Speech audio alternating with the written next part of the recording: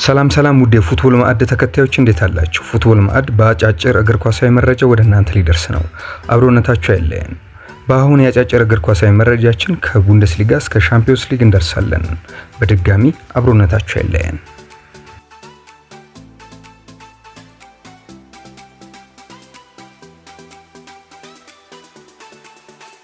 ቡንደስሊጋ ሃሪ ኬን የመጀመሪያውን ዋንጫ አሳክቷል።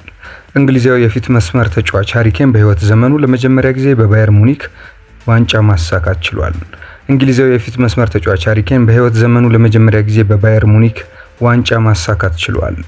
በእሁድ የቡንደስሊጋ መርሃ ግብር ባየር ሊቨርኩሰን ከፍራይበርግ 2-1 መለያየቱን ተከትሎ ባየር ሙኒክ ለ34ኛ ጊዜ የቡንደስሊጋ ሻምፒዮን መሆኑን አረጋግጧል።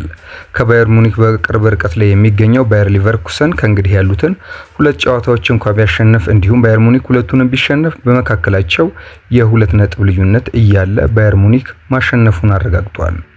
በመሆኑም ባየር ሙኒክ ሁለት ጨዋታዎች እየቀሩት የ2024-25 የቡንደስሊጋ ሻምፒዮን መሆኑን አረጋግጧል። ታዲያ ሃሪ ኬንም ከ16 ዓመታት ጥበቃ በኋላ ህልሙን አሳክቷል። እግር ኳስን በስተመጨረሻ ያከበራትን አክብራለች። በተመሳሳይ ቶማስ ሙለር 13 የቡንደስሊጋ ዋንጫዎችን ያሸነፈ በሊጉ ታሪክ የመጀመሪያው ተጫዋች መሆን ችሏል።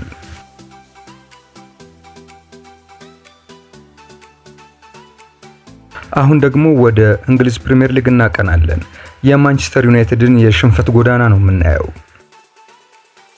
በእንግሊዝ ፕሪሚየር ሊግ የእሁድ መርሃ ግብር ማንቸስተር ዩናይትድ ከብሬንትፎርድ ጋር ያደረገውን ጨዋታ 4-3 በሆነ ውጤት ተሸንፏል።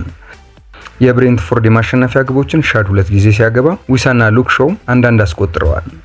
የማንቸስተር ዩናይትድን ግቦች ደግሞ ሜሰን ማውንት፣ አማዱ ዲያሎና ጋርናቾ ከመረብ አሳርፈዋል። በዚህም ማንቸስተር ዩናይትድ በውድድር ዘመኑ 16ኛ የፕሪሚየር ሊግ ሽንፈቱን ያስተናገደው። ማንቸስተር ዩናይትድ ከ35 ዓመት በኋላ ለመጀመሪያ ጊዜ በአንድ የፕሪሚየር ሊግ ውድድር ዓመት በርካታ ጨዋታዎችን ሲሸነፍ ይህ ለመጀመሪያው ሆኗል። ከ10 ዓመታት በኋላ ደግሞ ለመጀመሪያ ጊዜ ከ6 የሊግ ጨዋታዎች ምንም ማሸነፍ አልቻለም። አሰልጣኝ ሩበን አሞሪም ማንቸስተር ዩናይትድን ከተረከቡ ወዲህ 58 ግቦች ተቆጥረውባቸዋል።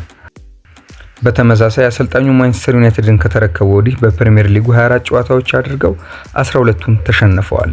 በ6ቱ ሲያሸንፉ በ6ቱ ደግሞ አቻን የወጡት። በዚህም በፕሪሚየር ሊጉ ማንቸስተር ዩናይትድ በ39 ነጥብ በ15ኛ ደረጃ ላይ ይገኛል።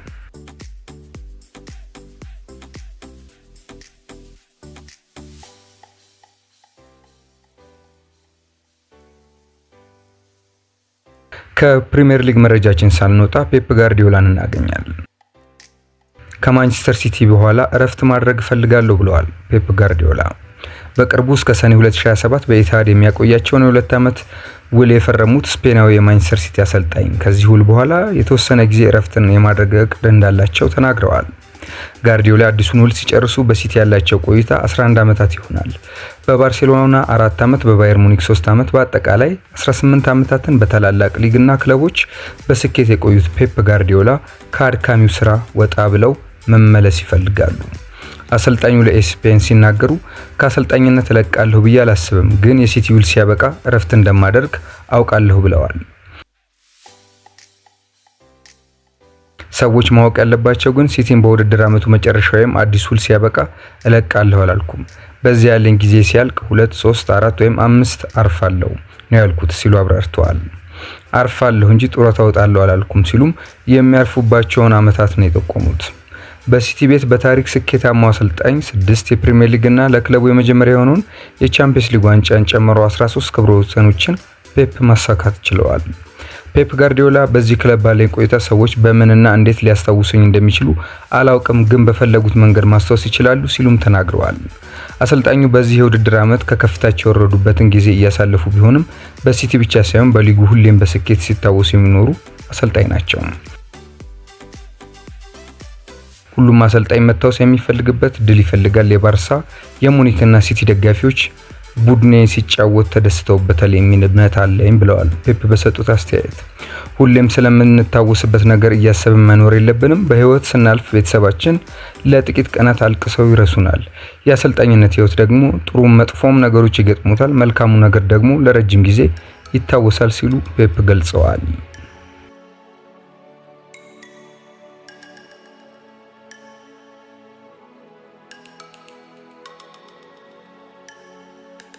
በመጨረሻም ወደ ቻምፒየንስ ሊግ መረጃችን ነው የምናልፈው።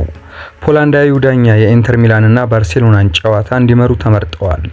በአውሮፓ ቻምፒየንስ ሊግ ግማሽ ፍጻሜ የመልስ ጨዋታ ኢንተር ሚላን ከባርሴሎና የሚያደርጉትን ጨዋታ ሲሞን ማርቺኛክ በዋና ዳኝነት እንደሚመሩት ታውቋል። የአውሮፓ እግር ኳስ ማህበር የ44 ዓመቱን ዳኛ ትልቁን ጨዋታ እንዲመሩ መርጧቸዋል።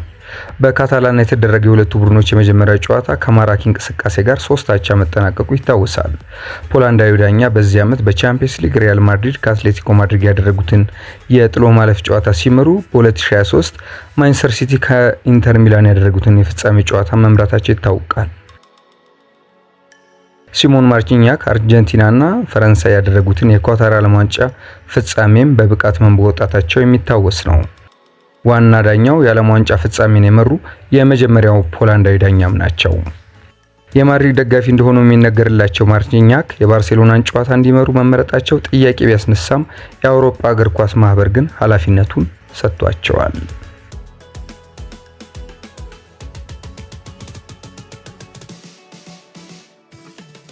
ውድ የእግር ኳስ ወዳጆች ፉትቦል ማዕድ ወደ እናንተ የደረሰበት አጫጭር መረጃ ይህን ይመስላል። ከሌሎች ጥንቅሮች ጋር አብራችሁ እንድትቆዩ ግብዣችን ነው። ሰላም።